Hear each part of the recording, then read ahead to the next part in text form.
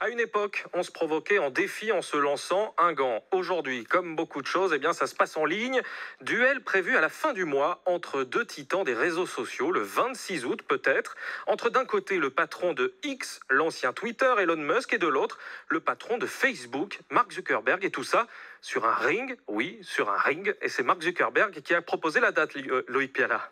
Vu la nette différence de poids entre les deux hommes, Elon Musk et Mark Zuckerberg ne combattraient pas dans la même catégorie dans une vraie compétition. Le propriétaire de Twitter est plus lourd et plus riche. Le fondateur de Facebook est plus jeune et mieux préparé. Une photo de lui torse nu laisse peu de doute sur son état de forme et il a gagné un tournoi de jiu-jitsu brésilien en mai dernier. Adepte des défis personnels, le milliardaire a commencé la discipline pendant la pandémie. De son côté, Musk s'est entraîné avec Georges Saint-Pierre, légende du MMA, mais il reconnaît qu'il a encore du travail. C'est pourtant lui qui a suggéré l'idée de ce duel étrange dans la cage et proposé de le diffuser sur Twitter, ce à quoi son adversaire, taquin, a répondu qu'il faudrait peut-être trouver une autre plateforme plus fiable. Car derrière le combat et la bonne cause, de l'argent pour les vétérans, il y a la concurrence entre les deux stars de la tech. Zuckerberg vient de lancer Threads, un réseau social très similaire à Twitter. Et les paris sont ouverts. Merci Loïc Piala, correspondant à Los Angeles de France Info. Et bonjour Fabrice Epelboin. Bonjour. Vous êtes enseignant à l'IAE de Poitiers, vous êtes spécialiste des réseaux sociaux. Un combat d'arts martiaux entre les deux rivaux dans une cage, un combat de MMA, c'est une blague ou on va bien les voir se taper dessus dans 3 semaines ? C'est très probablement une blague. Vous l'avez dit vous-même, la différence entre les deux combattants est telle que Mark Zuckerberg, probablement, dans un combat de MMA, blesserait très gravement Elon Musk, qui a quand même 50 ans passés, qui n'est absolument pas entraîné, qui a des problèmes d'embonpoint, alors que Zuckerberg, de son côté, fait des sports de combat à un niveau qui, pour un amateur, est plus que respectable, et puis lui, il a la trentaine. Donc c'est très peu probable que ce soit autre chose qu'une gigantesque opération de buzz destinée avant tout à détourner l'attention de problématiques bien plus préoccupantes. Et lesquelles de problématiques ? On a une multitude de problématiques liées à la façon dont ces réseaux sociaux sont modérés, que ce soit celui de Threads, le nouveau concurrent de Twitter qui peine à démarrer, lancé par Zuckerberg il y a de ça quelques mois, ou Twitter qui a radicalement changé sa méthode de modération pour passer d'une méthode totalement centralisée, décidée dans le plus grand secret à San Francisco avec visiblement beaucoup d'interférences de la part du FBI, à une méthode totalement décentralisée et un peu anarchique, il faut le reconnaître. Mais alors, vous parlez justement de Threads, qui est donc ce réseau social nouveau avec un nom pas facile à prononcer, qui a été lancé par Mark Zuckerberg et Facebook pour directement concurrencer Twitter. Pour l'instant, on met ce combat dans une cage de côté, mais ce combat-là sur ce réseau social différent, mais quand même très semblable à Twitter, qui est en train de gagner cette bataille pour l'instant ? Elon Musk est de très très loin. Ce qu'il faut bien comprendre, c'est que ce type de réseau social, tout particulièrement Twitter, plus encore même que Facebook, nécessite un investissement considérable et dans le temps de la part de chacun d'entre nous. Créer les bonnes connexions, suivre les bonnes personnes pour obtenir une veille qui correspond à ses attentes, c'est un travail qui prend des mois, si ce n'est des années. Et du coup, l'investissement est tel que recommencer le même travail sur un autre réseau social, sur lequel, qui plus est, on ne trouve pas les mêmes personnes, est quasiment impossible.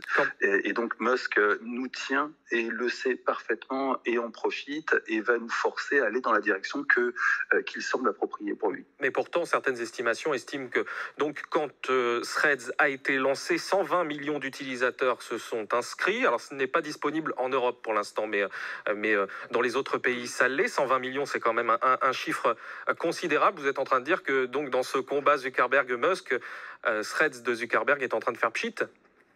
Totalement. Et puis surtout, je suis en train de vous dire que la presse a éludé une partie de l'information. Certes, 120 millions de personnes ont créé un compte, j'en fais partie d'ailleurs, mais quasiment tout le monde est parti et plus personne ne l'utilise à ce jour. Le taux d'utilisation est extrêmement faible et pour l'instant, c'est un échec retentissant.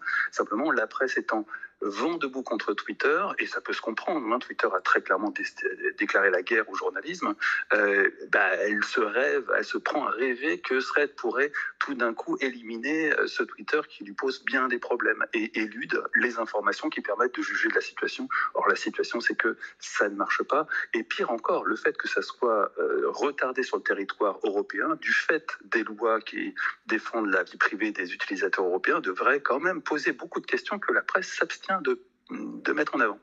Et pour revenir sur les deux protagonistes de ce combat de MMA espéré par certains à la fin du mois d'août, Elon Musk, lui, est un habitué des coups d'éclat, mais est-ce que je me trompe si je vous dis que Mark Zuckerberg, lui, a souvent été beaucoup moins exubérant et que là, il l'est beaucoup plus que d'habitude? Tout à fait. Habituellement, Zuckerberg est beaucoup plus discret, surtout qu'il sort quand même d'une séquence Cambridge Analytica qui était extrêmement gênante, et il aurait tout intérêt à rester le plus discret possible pour laisser la place du grand méchant qui lui était attribué à Elon Musk, qui se propose de la prendre avec beaucoup d'entrain.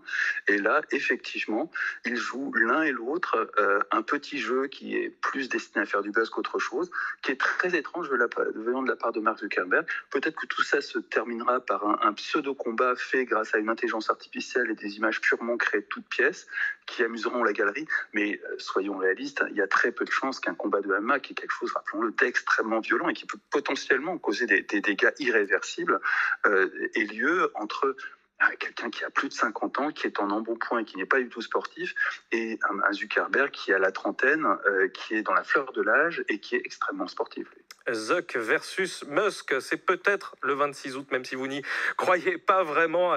Fabrice Epelboin, merci d'avoir accepté l'invitation du 10-14. Vous êtes enseignant à l'IAE de Poitiers, spécialiste des réseaux sociaux. À noter qu'Elon Musk n'a pas encore répondu donc à cette invitation et à cette date proposée par Mark Zuckerberg, le patron de Facebook. France Info, 10h, 14h.